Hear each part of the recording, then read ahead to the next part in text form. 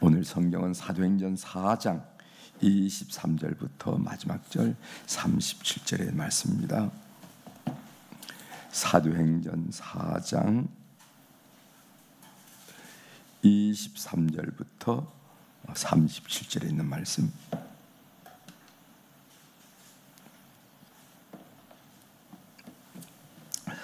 이제 찾으셨으면 제가 봉독해 드리겠습니다. 사도행전 4장 23절.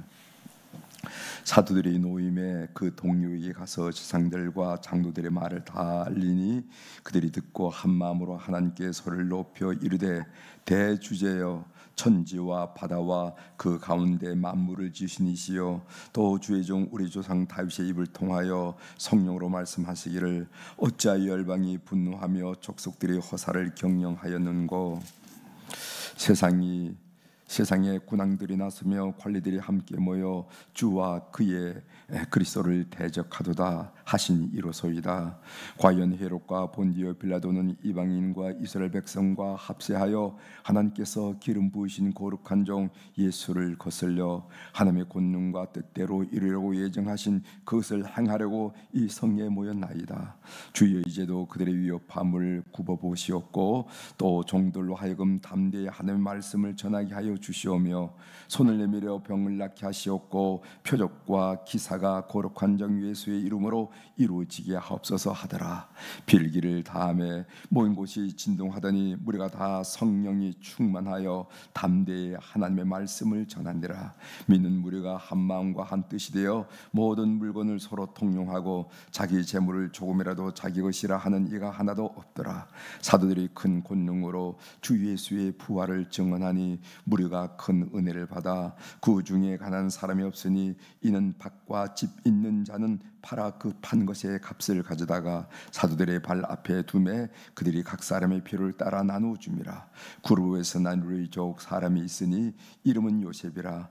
사도들이 일컬어 바나바라 번역하면 위로의 아들이라 하니 그가 밭이 있음에 팔아 그 값을 가지고 사도들의 발 앞에 두니라. 아멘. 37절까지 함께 읽겠습니다.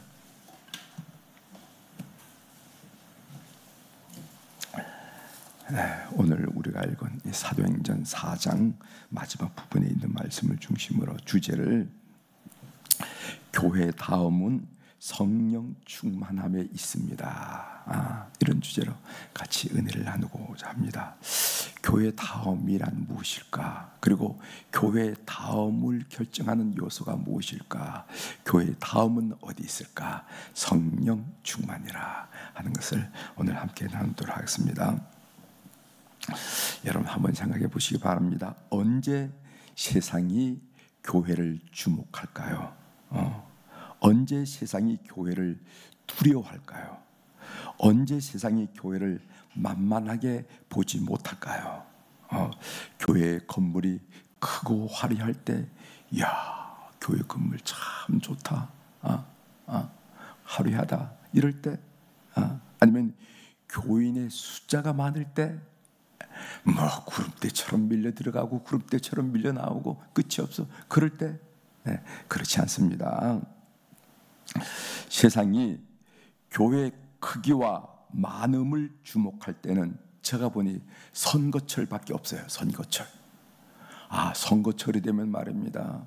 뭐 국회의원 나온다는 사람들, 구의회 의원으로 나온다는 사람이 교회 와가지고 허리가 90도로 되면서 담임 목사한테도 인사도 하고 바깥에서 인사도 하고 그러지 그 외에는 뭐 교회 크고 많음에 별로 신경 안 써요. 별로 신경 안 씁니다. 세상이 교회를 주목할 때는 교회가 성령 충만할 때입니다. 이게 사도행전이 우리에게 가르쳐준 거예요.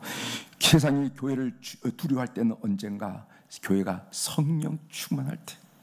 그 이후 사람들이 크고 작음에 관계없이 그 건물이 화려하고 초라한 거 관계없이 교회가 성령 충만하면요 세상 사람들이 교회를 두려워합니다. 세상이 교회를 만만하게 보지 못할 때는 언젠가 하면은 교회가 성령 충만할 때라. 여러분 꼭 믿는 여러분이 되시길 바랍니다. 오늘 본문 내용이에요. 베드로와 요한이 성전 미문에서 40년 동안 나면서 걷지 못한 사람이 몇 년 동안 나이가 몇 살이나 했더니까 한 40여 세가 되었더라 하니까 40년 동안 나면서부터 걷지 못한 사람을 고친 일로 산헤드린 공회에 사로잡혀서 신문을 받았습니다. 공회는 그 사실을, 있는 사실을 부정할 수 없어서 사도들에게 도무지 예수의 이름으로 말하지도 말고 예수 이름으로 가르치지도 말라. 사도행전 4장 18절에서 우리가 읽고 묵상을 나눴죠. 가르치지도 말라 이렇게 경고하고 훈방을 했습니다. 우리는 본문에서 교회가 성령 충만하면 어떤 일이 벌어지는가, 여기에 좀 관심을 기울이면서 오늘 말씀을 좀 생각해 보려고 합니다. 다른 말로 말하면 성령 충만한 교회의 특징은 어떤 것일까? 참 궁금하잖아요, 그죠? 성령 충만한 교회의 특징은 어떤 것일까?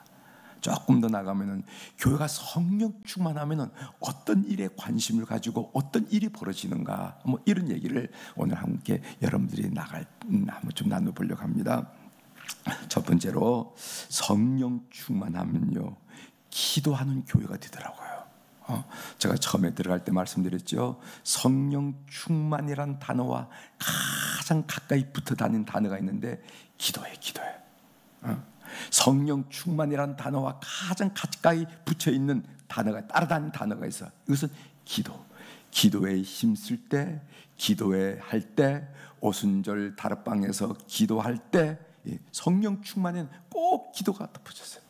이건 다른 말로 말하면 기도가 없는데 성령 충만이 있을 수 없고, 성령 충만이 없는데 기도가 따라 붙을 수 없다, 이런 말이나 마찬가지예요. 기억하십시오. 우리가 사도행전을 찬찬히 살펴보면 성령 충만에 가장 가까이 졸졸졸 따라다니는 단어가 있는데 기도라는 거예요. 꼭 기억하셔야 됩니다. 성령 충만은 기도가 있는 곳에서 나오고, 성령 충만하고자 하면 기도가 반드시 있어야 된다 하는 것을 오늘도 보게 됩니다. 성령 충만하면 기도하는 교회가 된다. 24절 보세요.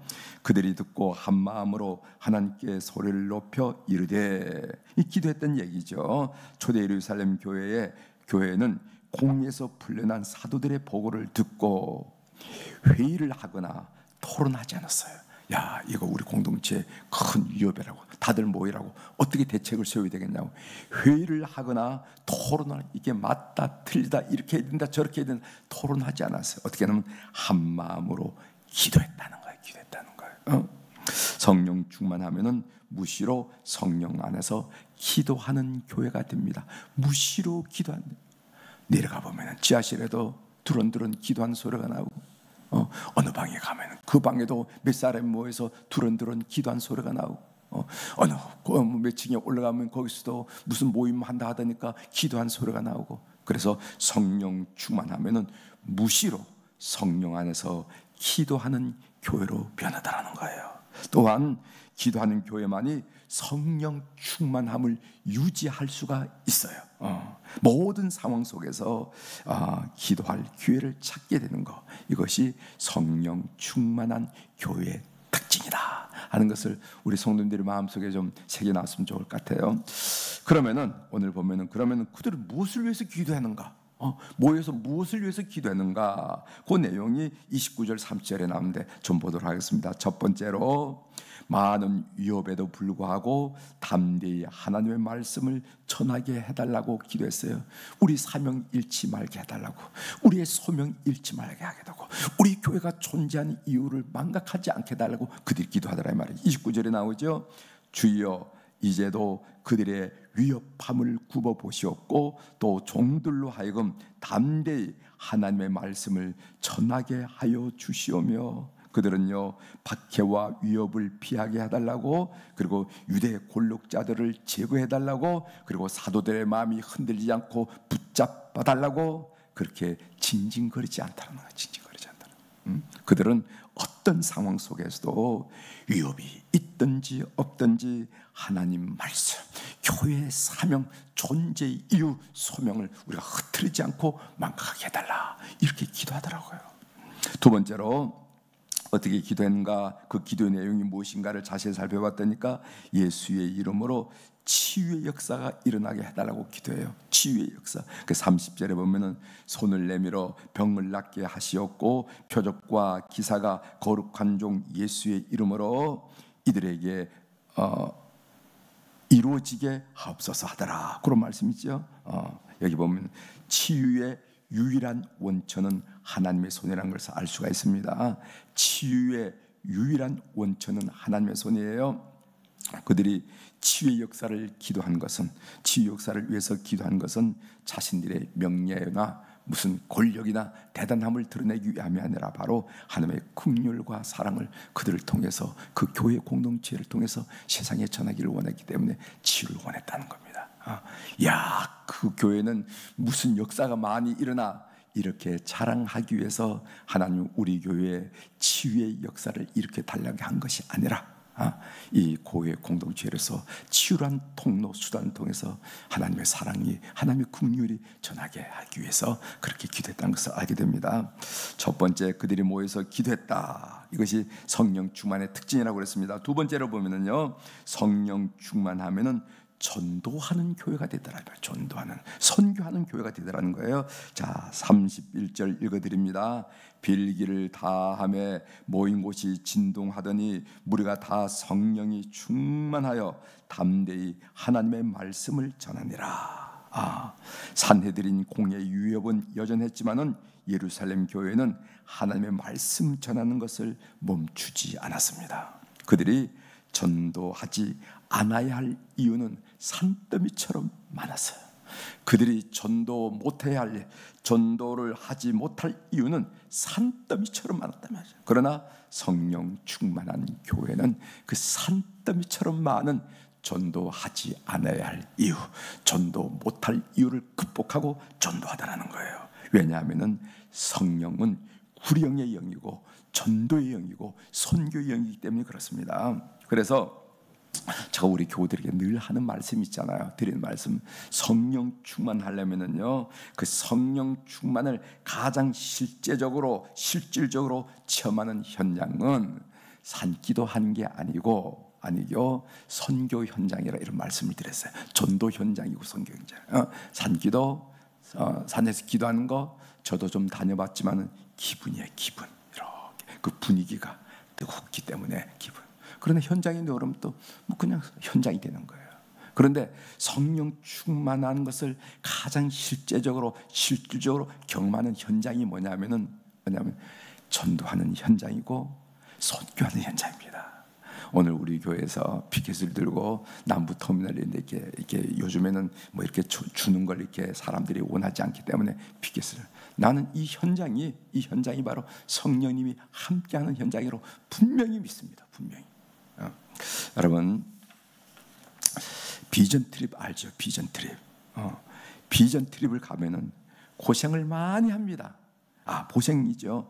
먹는 것도 고생이고, 자는 것도 고생이고, 씻는 것도 고생이고, 움직이는 것 자체가 고생이야.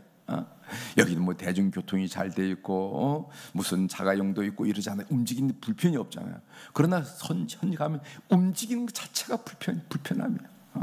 조금만 움직여도 뭐 도로가 포장이 안 돼 있으니까 먼지가 나니까 그 먼지 속을 걸어 다니고 이래 된다 이 말이죠.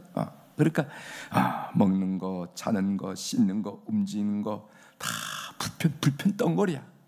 그런데도 불구하고 비전 트립 갔다 오면 아이나 어른이나 할 것 없이 은혜 받았다고 그럽니다. 다시 가고 싶다고 그럽니다.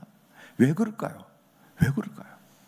그것은 뭐냐면은 불편이 많음에도 불구하고 거기에 성령이 역사하는 현장이고, 성령님이 함께하는 현장, 선교의 현장에 성령님이 함께 하신다는 거예요. 여러분 믿으시기 바랍니다. 우리가 요즘 사도행전을 묵상하고 있지만 사도행전은 성령 행전이에요. 근데 성령이 왜 임하는가? 선교를 임했어요. 그거 선교를 빼놓으면 성령이 임할 이유가 아무것도 없습니다. 그러니까 여러분들이 꼭 기억하셔야 돼요. 우리는 밤낮 없이 교회 표가 선교. 왜 이렇게 담임 목사가 이 선교를 잡으려고 노력하는가? 이것이 여러분들이 서는 이유고, 여러분들이 승리하는 이유고, 하나님의 떳떳한 이유고, 이것이 여러분들의 존재 이유라는 것을 한시도 망각해서는 안 된다 하는 것을 여러분 아시길 바랍니다. 자, 세 번째로, 여기 또 이런 일이 일어났어요. 성령 충만하면 어떤 현상이 일어나는가? 물질을 흘러보내는 일이 일어나더라는 거예요. 이것을 flowing 이렇게 얘기합니다. 선교 단체에서 flowing이 뭐냐, 물이 흘러가는 것을 flowing 한다 그러죠. 물이 흘러나가는 거예요. 자, 읽어보겠습니다. 32절. 미는 무리가 한 마음과 한 뜻이 되어 모든 물건을 서로 통용하고 자기 재물을 조금이라도 자기 것이라 하는 이가 하나도 없더라. 이것은 가진 자의 여유가 아닙니다. 성령 충만한 사람은 성령의 다스림을 받는데, 성령 충만한 사람은 물질 문제에 있어서도 성령의 뜻에 민감하게 반응할 줄 알더라 이 말이죠. 그래서 물질조차도 성령의 뜻대로 기쁨으로 흘려보내요. 그래서 하는 말이, 그분이 하냐면 다 이렇게 하라고 하나님이 저에게 물질을 주셨어요. 이게 고백이에요. 참 놀라운 고백이죠. 아니 어떻게 이렇게 큰 돈을, 우리 교회에서 여러분들을 중심으로 많은 분들이 이렇게 플로잉을 해요. 아니 이렇게 큰 돈을, 내가 아는데 그래도 하나님께서 다 이렇게 하라고 이번 기회로 이렇게 돈을 만질 수 있는 기회를 주셨어요. 이렇게 고백하는 분들이 한두 분이 아니라는 겁니다. 성령 충만한 사람은 탐심의 중독에서부터 자유한 사람이고, 성령 충만한 사람은 만몬의 지배로부터 해방된 사람이란 말이죠. 여러분, 우리가 하나님의 별명 중에 여호와 이레란 말이 있죠, 그죠? 여호와 이레. 여호와 이레가 뭡니까? 하나님이 준비하심이라고 해요. 그런데 여호와 이레를 어디서 경험했습니까? 이것은 여러분 창세기 22장에 보면은 아브라함이 그 아들 이삭을 바치는 헌신의 사건이 있을 때, 바로 저 수풀에 순양이 메어 달리는 여호와 이레 사건이 일어났다는 거예요. 이거 우리 잘 알으셔야 됩니다. 여호와 이레 하면은 내가 뭐 여기도 쌓고 저기도 쌓고 막 쌓을 때 여호와 이레가 일어나는 게 아니라, 하나님 아버지의 뜻이라면 저 다 드리고 싶어요. 이럴 때 하나님이 우리의 미래를 준비하고, 하나님이 우리 자녀들을 준비하고, 하나님 우리 자손들을 준비하는 여호와 이레를 경험했다는 거예요. 여호와 이레란 단어가 창세기 22장 아브라함이 그 아들 이삭을 바친 헌신이란 단어가 나올 때 거기에 여호와 이레란 단어가 딱 붙어 나온다는 것을 여러분 놓치지 말으셔야 됩니다. 아셨죠? 아셨죠? 여호와 이레는 어디서 뭐 그냥 난데없이 쏟아진 말이 아니에요. 여호와 이레는 뭔가, 아브라함이 저는 주님을 위해서 순종하겠습니다, 그렇게 살겠습니다 라고 할 때 여호와 이레는 단어가 나왔다는 것을 여러분 놓치셔는 안 됩니다. 삶의 적용으로 한마디 말씀드리겠어요. 여러분, 성령 충만이란 무엇입니까? 성령 충만이라는 것은요, 성령의 지배를 온전히 받는 것을 보고 성령 충만하다 그런 거예요. 성령 충만해서 얼굴이 시뻘겋게 돼가지고 말입니다. 뭐 이런 걸 성령 충만하다는 거 아니에요. 뭐 밤낮 없이 환상 봤다고 성령 충만하다고 그러지 않습니까? 안 해요. 여기 뭐 밤낮 없이 환상 봤다니 한마디도 안 나와. 성령 충만한 사람이 어떤 사람이냐면은 성령의 지배를 온전히 받는 겁니다. 생각하는 것도, 말하는 것도, 행동하는 것도, 헌신하는 것도, 생활하는 것도 성령의 지배를 온전히 받는 거예요. 다른 말로 말한다면 하나님의 말씀이 온전히 다스리도록 나를 내어 드리는 것을 성령 충만하다고 말하는 거예요. 오늘 제가 조금 전에 말씀 설명했듯이 예를 들어서 성령 충만한 사람은요, 물질 문제에 있어서 성령의 지배를 온전히 받습니다. 그래서 성령의 감동에 민감하게 반응해. 성령이 우리에게 감동하잖아요, 그죠? 아시죠? 여러분 다 치면 그럴 때 아이고 하고 애면하지 않고 민감하게 반응해. 이런 것이 바로 그 생활 속에서 성령 충만한 태도라는 겁니다. 교회의 다음은 어디에 있는가? 성령 충만함이 있다. 우리 성령 충만함을 삼하는 우리 교우들이 되길 바랍니다. 교인 중에서도 특별히 이 새벽기도에 나오신 분들, 그리고 7시에 새벽기도 말씀을 경청하면서 하나님 말씀대로 살려고 하는 분들이 성령 충만을 주도해야 된다고 생각해요. 성령 충만한 우리 교우들이 다 되기를 바라면서 오늘 말씀을 나눴습니다. 기도하시겠습니다.